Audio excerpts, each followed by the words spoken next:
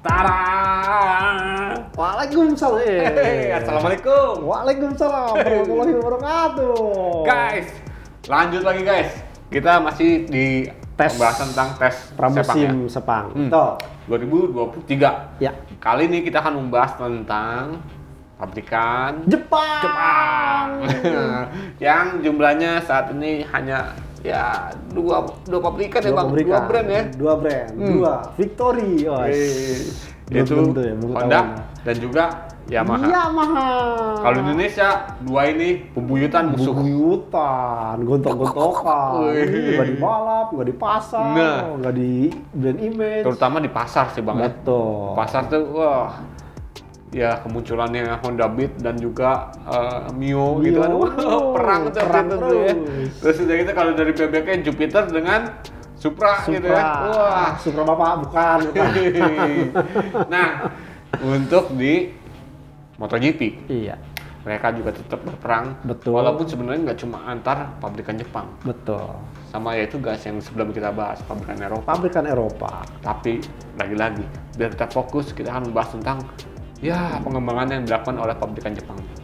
Menurut Bang Joni, untuk kita bicara tentang Honda ya. Honda dulu ya. Untuk Honda, Marc Marquez ini sempat dibikin pusing. Bukan pusing lagi dia. Buset. Sampai bawa 4 motor loh. Iya. Ya? Bahkan 5. Oh 5 ya? Kan sempat cobain Oh, motor iya. yang nggak pakai Yang nggak fairing. pakai fairing ya? Iya, itu. 4 kali 4 ya? fairing yang dibawa Cuma ganti doang. Oh, itu 2 kali ya. Iya. Pokoknya itulah. Pokoknya 4 yang dites. Dan terakhir permintaan dari Ken Kawauchi. Iya. Marquez tolong coba RC213 tanpa Tanpa fairing. fairing. Itu dilakuin ya? Lakuin Ya. Nah, Bang, menurut Bang Joni, ini gimana nih Honda? Kayak kok gue masih belum dapet nih gitu. Bukan persoalan belum dapat sebenarnya. Jadi fungsi dari technical manager yang awalnya Takeo Koyama kemudian pindah ke kawan Kawauchi ini kurang smooth. Oke. Kenapa nggak dari awal gitu pada saat Ya kan, ya ini bulan pengumuman Itu. visanya kan udah ini Bang. ya tapi kan si pembalap kan udah dari awal Awal udah dari tahun paruh ya? musim pertama, paruh musim kedua udah Ya, dikejar-kejar garis tahu, tuh. ya. Udah bahkan seorang Joan Mir juga sampai ya deh gue masuk ke Repsol Honda meskipun lama. Ini kan Desember dan bahkan sempat dapat kabar tuh Ken Kawauchi pada saat ditanya kenapa lu mau kemana itu dia belum tahu. Ya. Jadi pada saat last time baru Januari itu ada ketahuan bahwa Ken Kawauchi ke Honda Racing Corporation. Artinya kawan Kawauchi harus mulai mencari tahu nih apa yang harus dilakukan. Makanya dia meminta di tes pramusim Sepang kemarin itu tanda petik ini menjadi istilahnya ya tugas tambahan buat si pembalap, terutama Marc Marquez karena selama ini Marc Marquez menjadi benchmark. Ya. Kemudian dan sementara kalau melihat dari Alex Rins ataupun Joan Mir, mereka kan baru naik Ya. motor Honda. Itu sebabnya dibejek nih ya Marc Marquez pun bukan tanpa istilahnya ogah-ogahan, tapi kan dengan kondisi dia ingin mencari settingan motor, dia agak kebingungan, agak sedikit istilahnya telat nih untuk pengembangan. Seandainya mungkin bisa dilakukan sejak awal di Valencia, mungkin dia akan cerita, artinya udah ada basic atau dasar pengembangan ke depannya. Ini agak sedikit mundur sampai dia istilahnya tuh ya banyak diberitakan tuh membuang satu motor, fokus ke 3 motor dan memang agak menyulitkan karena Honda ini istilahnya memulai segala sesuatu dari nol. Oke. Kita ingat ini Marc Marquez dengan kondisi sudah ya baru selesai sembuh cedera, artinya agak berbeda dengan Marquez yang seperkasa dulu bagaimana settingannya bakal dapat. Satu itu, kedua ya hadirnya Joan Mir dan Alex Rins ini akan mengubah peta kekuatan. Apakah nantinya ini motor yang masih hanya untuk Marc Marquez atau bisa digunakan oleh semua pembalap. Kalau pamannya masih untuk Marc Marquez ya ngapain mengontrak Joan Mir ataupun Alex Rins ini. Dan satu hal ini coba diubah dan saya rasa ini agak sedikit mungkin tanda petik mungkin orang wah ntar telat dong. Tapi saya rasa ini akan mengubah peta kekuatan bagaimana pembalap-pembalap lain pun akan bisa memberikan performa terbaik di atas Honda RC 213V. Dan jangan salah lagi bahwa ya saya melihat tadi sempat dibilang kan, Honda ingin mengejar juga sebagaimana rivalnya di pabrikan Eropa. Ya Honda akhirnya sekarang sudah tidak lagi istilahnya pakai kacamata kuda bahwa enggak, motor gua yang terbaik. Tapi dia coba untuk menampung kelebihan-kelebihan yang dilakukan oleh pabrikan Eropa, terutama di bagian sektor aerodinamika. Bagaimana dia mengembangkan istilahnya air duct di bawah fairing, kemudian juga masih mengandalkan istilahnya sayap tegak di bagian belakang. Meskipun memang lagi-lagi ya Mark Marquez sempat bilang secara overall ya beda-beda tipis, tidak ada yang mencorong atau gimana. Tapi paling tidak ya Ken Kawauchi ini saya rasa ya bahkan disebut ini orang dengan meja jalan. Ini karena dia selalu bawa ini bang. betul. Mana? Nah, ini lalu baik di Suzuki ataupun sekarang di Honda selalu bawa begini. Artinya saya rasa Ken Kawauchi ini akan lebih istilahnya punya gambaran apa yang baik, apa yang enggak tuh tercatat. Dan ini dibuktikan oleh Ken Kawauchi di Suzuki dong. Suzuki dari 2015 kemudian sampai akhirnya juara dunia 2020. 5 musim. Ya jangan sampai deh Honda harus memakan waktu cukup lama. Saya harap aja sih lebih cepat. Saya rasa efeknya akan terasa. Dan ini yang coba mungkin sedikit mengubah peta atmosfer sehingga kelihatannya Honda agak sedikit ketir-ketir. Cuman saya rasa udah ada basic setting yang bakal menjadi hasil terbaik karena kita lihat Joan Mir udah bisa mulai adaptasi. Betul. Di bawahnya Marc Marquez. Betul. Ya kita lihat dari catatan waktu ya bang. Itu agak sedikit di bawahnya Marc Marquez. Ya setidaknya. Gak jauh-jauh banget lah. Betul. Artinya dengan ya Joan Mir datang kemudian dengan atmosfer baru, kemudian juga dia ya ditangani oleh Giacomo Guidotti. Saya rasa udah mulai menemukan adaptasi yang cukup mencolok, hasilnya cukup bagus, bahkan sprint race pun dia dapat. Artinya ya Honda ini pun istilahnya ya cuma dari luar nih kayak kesannya ada konflik, ada apa, padahal secara kerja tim saya rasa ini sudah mulai ketemu apa yang akan dilakukan. Mudah-mudahan ya bang. Betul. Karena ya kalau kita lihat dari berita sendiri bahwa ini Honda sendiri masih bingung, terutama Marc Marquez nih. Jadi gue bingung gue mau ngapain sih, atau arahnya Honda mau kemana sih kan gitu kan. Tapi ya mudah-mudahan itu apa ya bang? Marc Marquez hanya sedikit kamuflase, kamuflase. Yang buktinya waktu dia, saya kondisinya nggak fit. Di Aragon gaspol, di Jepang pole position gitu. Karena kalau gue ngeliat nih bang, ada Rossi lagi nih di Honda. Bukan bang, 36. Tapi ini memang, tapi kuningnya sama. Tapi memang ini mengingatkan kita ke 2002, 2003. Bagaimana kuningnya, kemudian helmnya, dan juga racing suit DNC dan juga AGV. Nah itu.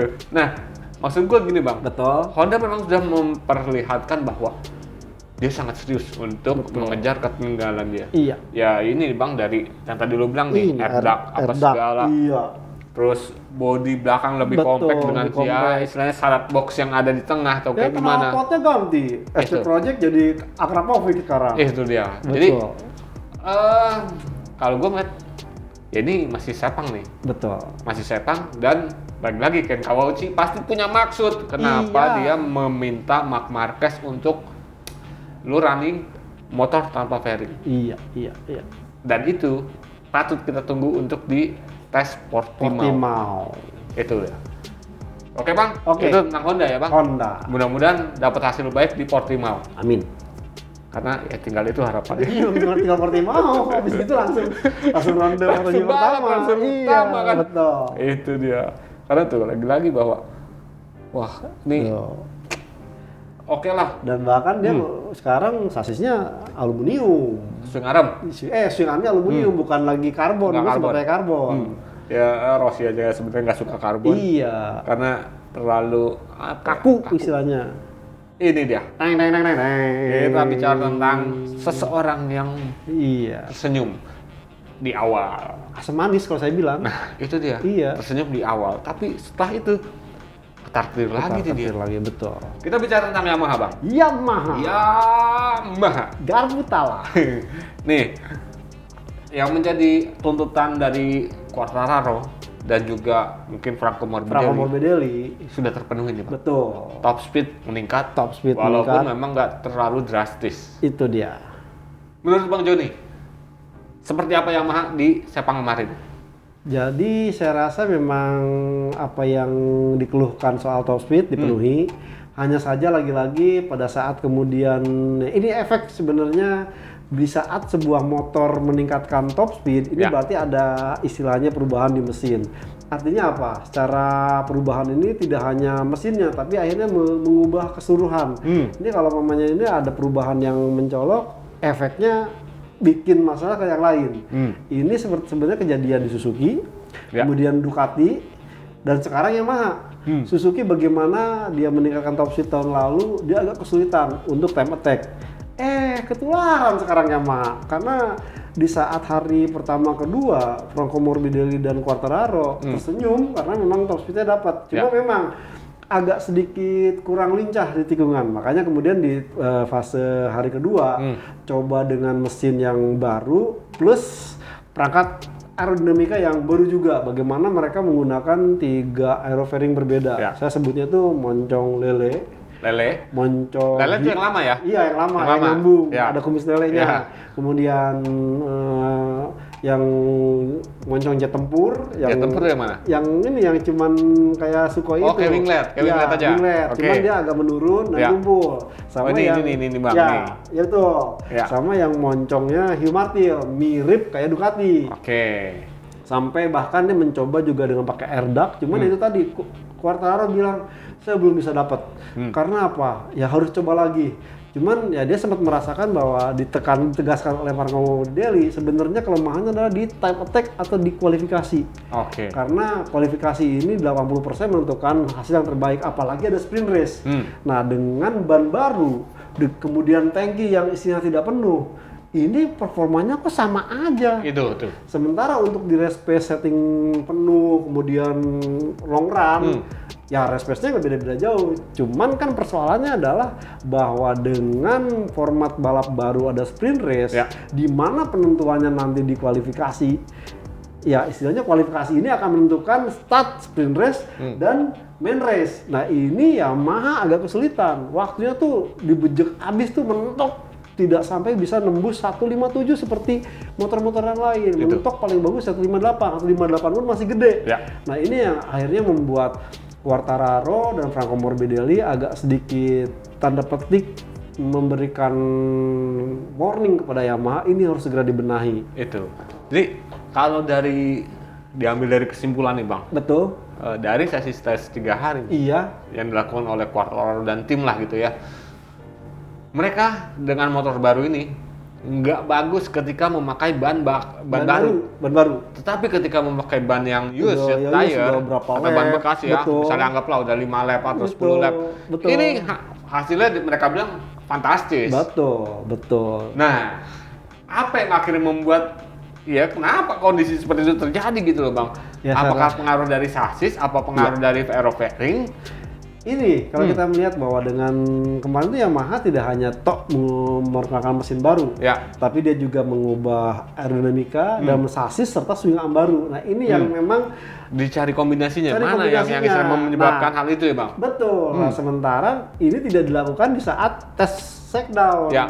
Nah ini agak menyulitkan. Jadi benar-benar si pembalapnya harus turun tangan sementara waktu yang tidak cukup panjang, Ya. hanya 5 hari dengan Portimao dan sementara banyak istilahnya PR yang harus PR atau perangkat dilakuin yang ya? harus dicoba. Nah ini mungkin tugas berat juga. Itu tadi.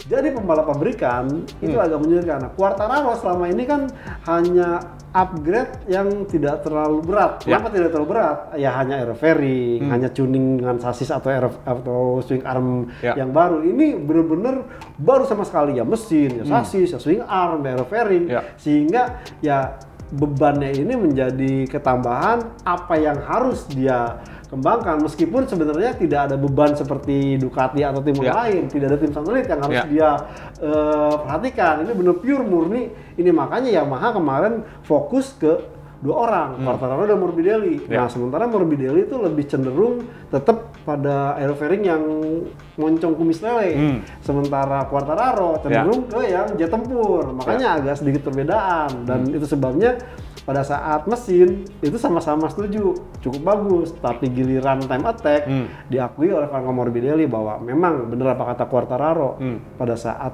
saya time attack menggunakan ban baru. Jadi pada saat pakai ban baru itu harus pelan, harus smooth. Kalau pemain maksa, efeknya malah beresiko crash ataupun jatuh. Oke, karena ini bisa dibilang agak sangat-sangat riskan ya Bang. Riskan, betul. Dengan metode balap MotoGP 2023 yang ada sprint race Betul, gitu kan. betul. Dan juga time attack. Ketika time attack pakai ban lama, ya kalau di motor lain udah pasti ini akan performanya nggak akan bagus. Bagus, betul. Catatan waktu drop Nggak pasti. dapat, betul. Makanya mereka menyimpan satu ban untuk di time attack. Setuju. Ban baru gitu kan. Betul. Dan ya lagi-lagi mereka runningnya juga kan paling 1 atau 2 selebihnya udah gitu kan Bang. Nah ketika kalau Quartararo ataupun Morbidelli harus pakai ban lama untuk time attack ataupun sprint race, wah ini mah udah startnya paling ya syukur-syukur lolos Q2 gitu. Ya, walaupun gini Bang, walaupun misalnya dia dengan ban used tire dia bisa menembus catatan waktu Betul. untuk 5 besar gitu ya. Iya. Tapi kan nantinya untuk di sesi race-nya kan dengan ban used tire ini ya udah bisa ketakar. Lu paling cuma 5 lap, cuma 7 lap gitu misalnya. Kelar dulu. Makanya harus pakai ban baru kan. Itu. Ban baru mesti pelan-pelan dulu, manasin dulu, dapetin suhu optimum dulu, baru bisa ini. Udah ketinggalan sama yang lain. Itu. Makanya tadi gue bilang Bang, ada yang senyum di awal. Tapi di terakhir ketar-ketir nih. Asem di akhir. Betul. Itulah dia. Ya lagi-lagi nih. Yamaha dan Honda dan Yamaha bersaing ketat di MotoGP. Di MotoGP, baik dari kondisi yang terjadi, kemudian mereka juga sama-sama mengembangkan dari istilahnya hal yang baru. Kita akan lihat nih. Apalagi ya secara nih Bang. Antara yang belakang sama yang depan nih kan ya sama-sama juara dunia gitu kan. Tapi didukung oleh kekuatan yang saat ini agak sedikit berbeda nih. Betul. Yang ini ada tim satelit, yang ini kagak. Jadi yang ini punya istilahnya kesempatan untuk ngetes part baru di pembalap lain, yang ini enggak. Gitu. Betul. Jadi ya berharap aja untuk Yamaha persoalan yang terjadi di Sepang ini terselesaikan sebelum MotoGP pertama, sebelum MotoGP pertama. Betul. So. Amin. Mudah-mudahan ya Bang, biar lebih seru guys. Seru. Itu dia. Oke Bang. Siap. Saya Kabdiansyah dari Outdoors ID dan juga gridauto.com. Pamit guys. Dan saya Jadilono Mulia dari motorplusonline.com. Pamit. Assalamualaikum. Waalaikumsalam warahmatullahi wabarakatuh.